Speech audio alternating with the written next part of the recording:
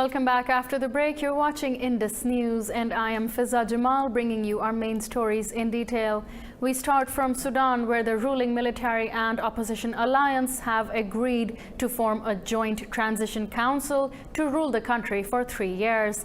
The power-sharing formula was agreed after 2 days of negotiations. Both sides have agreed to periodically rotate the control of the council. More in this report. Thousands of people of all ages took to the streets chanting victory slogans as news of the agreement broke. Young men beat drums, people honked their car horns in rhythm, and women waved Sudanese flags. African Union envoy Mohammed Hassan Labat said the new council has agreed upon an independent investigation into recent violence. They have also decided to postpone the establishment of a legislative council. The two sides have also agreed on establishing a sovereign council by rotation between the military and civilians for a period of 3 years or slightly more. Deputy head of the military council, Mohammed Hamdan Dagalo, thanked the AU and Ethiopian mediators for their efforts. We also thank our brothers in the Forces for Freedom and Change for the good spirit. This agreement will be comprehensive and will also reach up to ambitions of the Sudanese people and its pure revolution.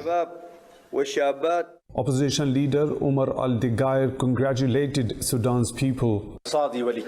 This agreement opens the way for the formation of the institutions of the Transitional Authority, and we hope that this is the beginning of a new era. Sudan has been torn by political unrest since pro-democracy protesters forced President Omar al-Bashir in April. For more on this development, we are joined by our South Sudan correspondent, Patrick Oyet. So Patrick, thank you first for giving us your time. And Sudan's military and opposition have finally agreed to a complex power-sharing arrangement. Considering past experiences in South Sudan and Darfur, do you think this agreement is sustainable? Yes. This is good news for both South Sudan actually and Sudan, because South Sudan depends so much on Sudan, especially when it comes to issues of oil which flows from South Sudan, then to international market. This is one. Number two, this agreement has potential to actually be implemented because there is no plan B. You see, there have been cases of Darfur, as you mentioned, and also the cases of agreements in South Sudan that were not implemented because the parties had a fallback position. They had plan B. For example, some of the parties had armed forces whom, if the agreement they felt was not favoring them, go and mobilize them and start fighting.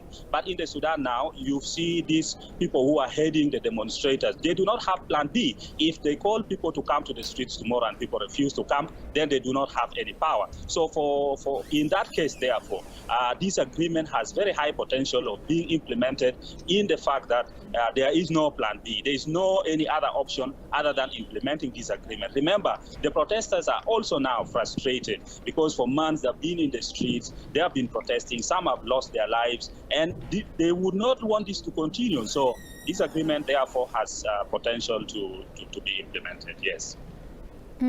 African mediation was the key in success of these negotiations. So do you think the African Union and Ethiopia have bad blood over the killing of scores of protesters? Yeah. This is an issue that, of course, many civil societies, many international bodies have been calling for an investigation into. But you see, when a government is formed, things are going to change. You see, any political conflict, whether it being armed conflict or a peaceful protest like what we saw in the Sudan, especially when the protest is against the military, there is a possibility of force being used, and the consequences are known. People are going to lose their lives, people get maimed, and so on. And when a government is going to be formed, such as this one, which is going to be a transitional government to ensure that elections come and so on, when a government is formed, most of the times the government activities the government is taken up by other activities. That is to say, to ensure that they do not also make that international community focus on negatives, such as things as violations of human rights that have occurred prior to formation of that government. So yes, we are likely to see, for example, a commission of inquiry instituted, an inquiry is done, but when the reports are released, most likely actions will not be taken to punish, for example, the perpetrators, especially if those perpetrators are also part of the same government. So that is the likely scenario, that these killings that have occurred, the human rights violations that have taken place, we will not see punishment being meted on the people who committed these kind of offenses. Right, and Patrick, you know, the protest movement started in response to a hike in prices of essential commodities. Is the new government in a position to tackle Sudan's economic crisis? In a way, I think the new government will tackle the economic crisis because, first of all, we have heard of Saudi Arabia that had said it supports the people of Sudan. So with the formation of this government, there is a possibility of international community pouring in some money to ensure that there is stability. The stability of Sudan is very important for the stability of the region. If you look at the East African region or the Horn of African region now, there are a lot of problems. For example, in South Sudan, there is a peace deal which is slowly being implemented with a lot of challenges. If you see now, there is a problem between Kenya and Somalia on a disputed piece of land somewhere. You see Ethiopia has its own problem. So the international community would not want to see problems continue also in the Sudan. It becomes too much for the region. So in that regard, therefore, there is possibility of international community giving money to the would-be government, and therefore they would at least mitigate these economic challenges that were there in the Sudan, and therefore Sudan, for now, the future looks good for them. Right. Thank you so much for your time, Patrick Oyet. That was our South Sudan correspondent, Patrick Oyet, joining us. Now, moving on, Russia's President Vladimir Putin says militants and terrorists are migrating from Syria into Libya, posing a serious threat. Speaking in Rome alongside Italy's Prime Minister Giuseppe Conte, Putin blamed NATO for the destruction and chaos in Tripoli. Putin says a European warplane had bombed Libya, but did not specify if he was referring to the recent airstrikes on a migrant center. He expressed willingness to work with the EU to promote dialogue with all parties in Libya. Calling for a ceasefire, Putin says urgent and comprehensive talks were needed to stop the bloodshed in Libya.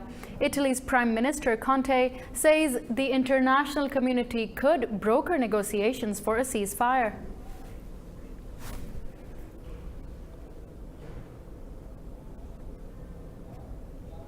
Following its seizure of Iran's oil tanker yesterday, Britain has become directly involved in the Middle East crisis. Iran summoned the British ambassador to Tehran over seizure of the tanker off the coast of Gibraltar.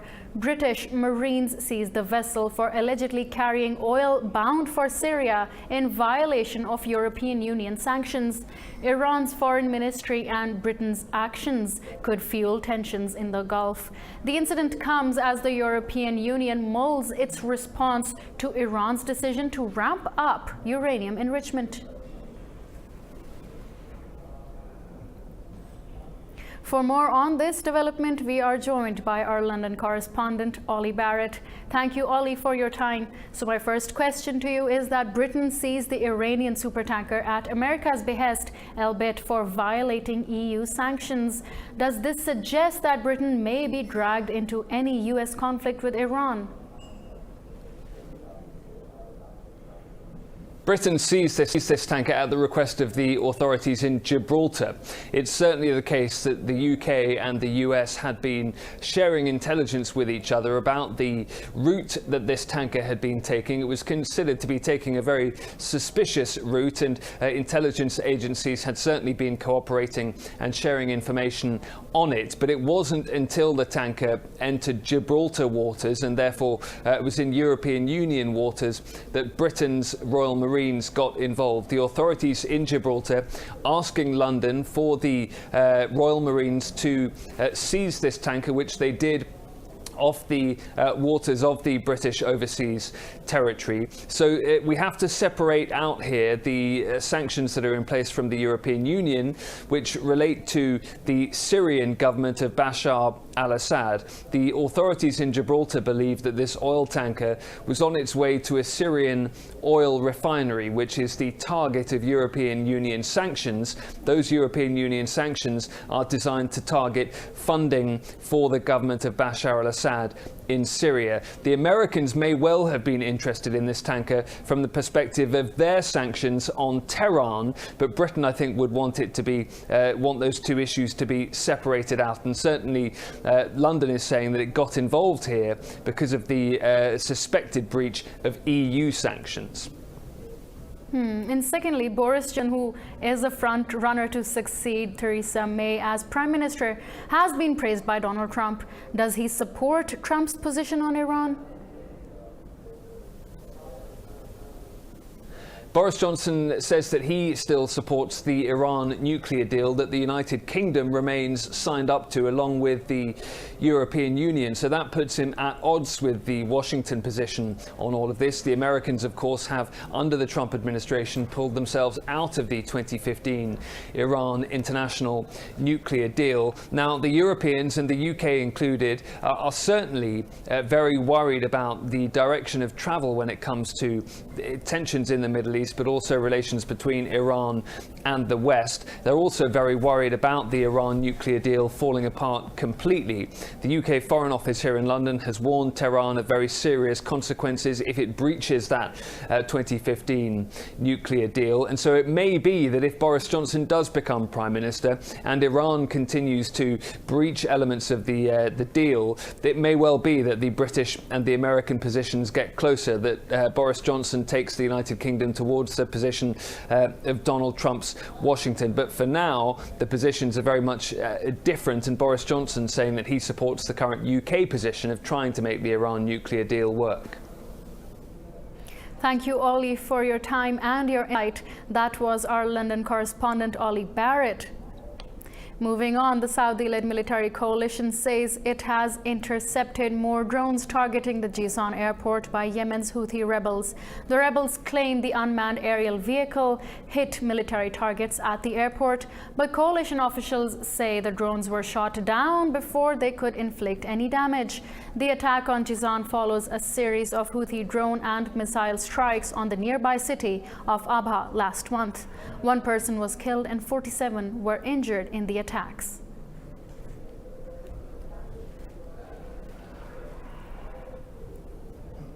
The U.S. has told Afghans to prepare for compromises to achieve a sustainable political settlement.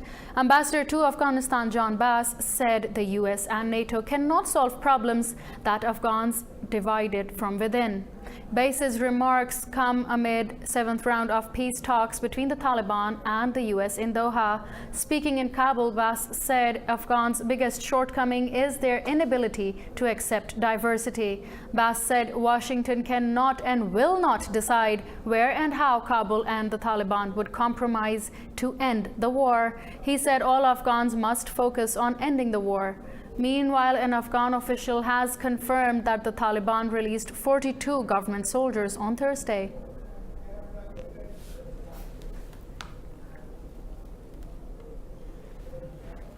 President Donald Trump has hailed the U.S. military during a speech at the controversial Independence Day event. The Salute to America celebrations featured a fly-past by warplanes, a parade of tanks, and elaborate fireworks. Opponents have accused Trump of wasting money and politicizing the holiday amid his re-election campaign. Several U.S. media houses boycotted the event. Anti-Trump protesters burned American flags in front of the White House during the parade. Addressing an audience which had braved torrential rain, Trump claimed that the U.S. is now stronger than ever.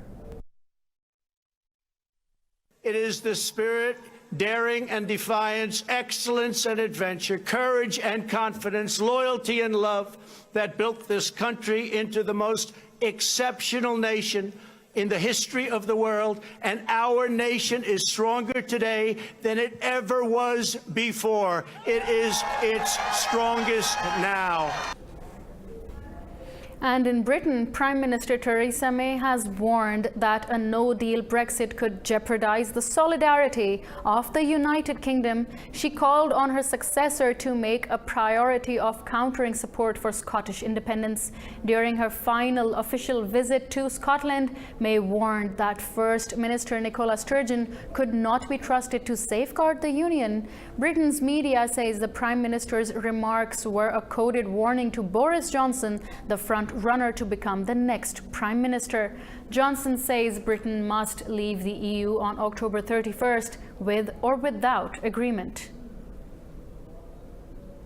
Over the last 3 years, I've learned that while other parties can be relied on to work with the UK government in good faith to make devolution a success, an SNP Scottish government would only ever seek to further the agenda of separation. Human Rights Watch has called on Sri Lanka to end arbitrary arrests and other abuses against Muslims. It says Colombo needs to act to protect the Muslim community from violence following the Easter terrorist attacks.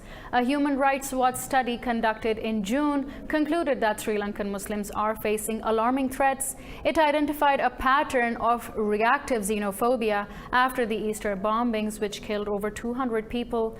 The Human Rights Watchdog found that Muslims were being arrested without any credible evidence of involvement in terrorism. Some have been detained for simply possessing the Quran. It said the Muslim community has been attacked by mobs, violence from Buddhists and politicians. Human Rights Watch Director for South Asia Meenakshi Ganguly says Sri Lanka must act swiftly to stop mob violence and curb xenophobia.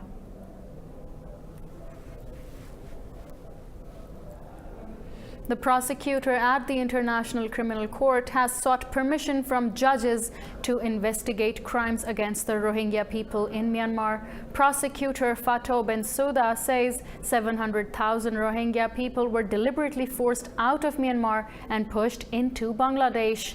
A United Nations fact-finding mission concluded last year that Myanmar's military carried out mass killings and gang rapes of Rohingya.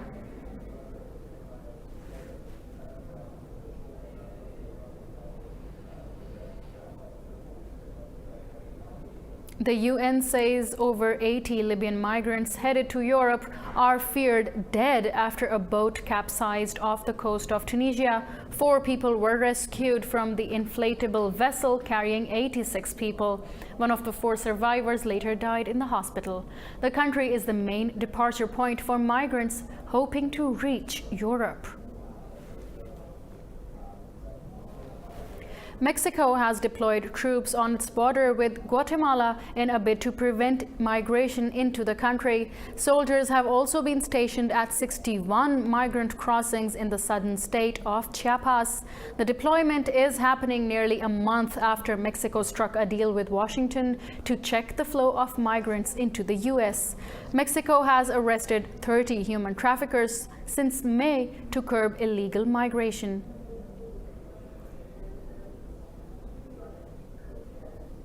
The annual Robo Cup has kicked off in Sydney. The competition is aimed at promoting robotics and research into artificial intelligence. Details here.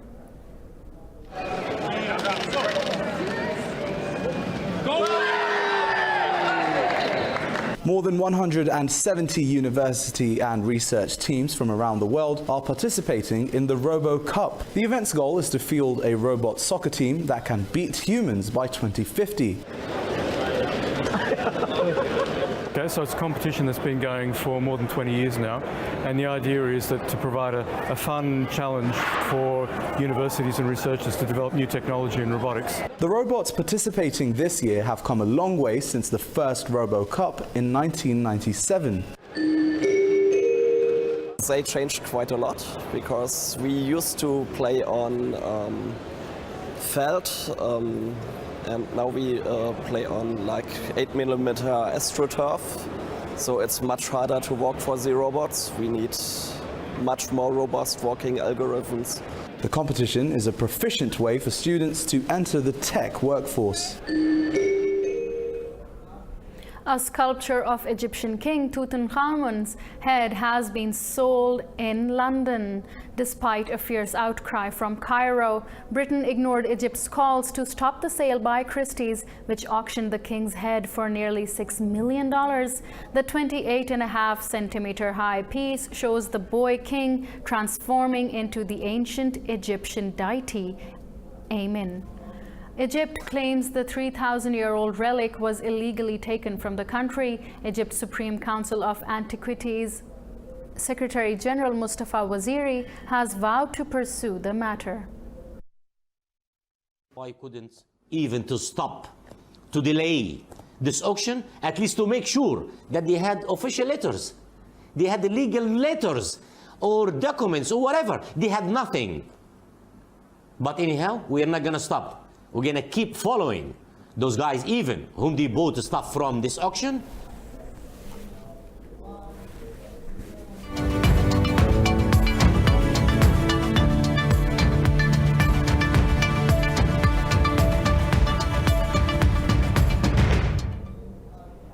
Let's take you to the world of business, where African Union leaders have gathered in Niger to pave the way towards a continent-wide free trade agreement.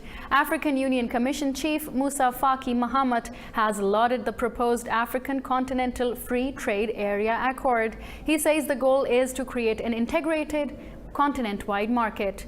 The AFCTA aims to phase out all tariffs on commerce between African countries, which backers say could increase trade by more than a half. But skeptics fear a destructive impact for small manufacturers and family farms, as borders are fully open to imports. At present, only 16% of trade by African nations is with continental neighbors.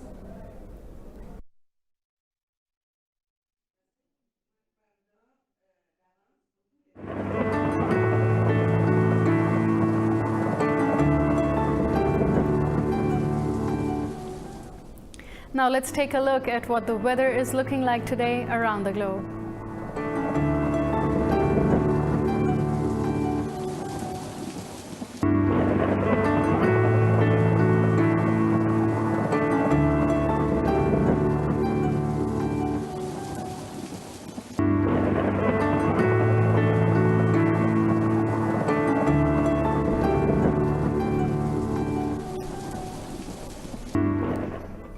Well, these are all of our main stories in detail we have for you this hour. You can follow up on all of them. You'll find them on our website at indus.news.